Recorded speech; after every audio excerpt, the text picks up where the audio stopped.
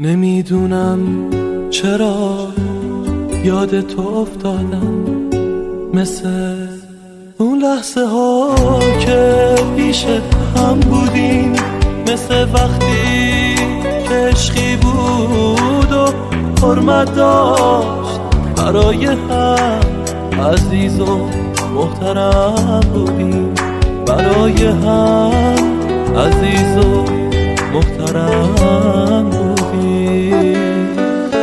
هوا رو دارم و فکر نمیذاره روزای زندگی ما سر کنم، بیغم دلم خیلی گرفته، هیچ و داغودم دارم از دست میرم، ابری و نم نم دارم از دست میرم، بی تو بی مهم.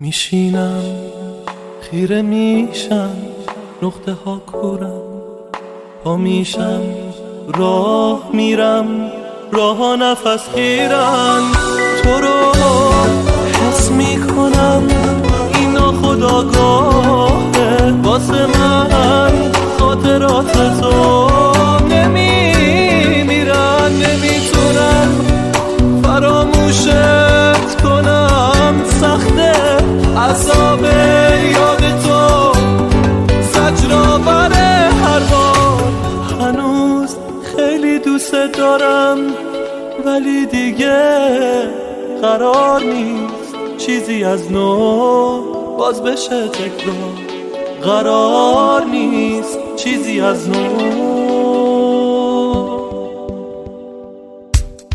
باز بشه تکرار. نمیدونم چرا یاد تو افتادم.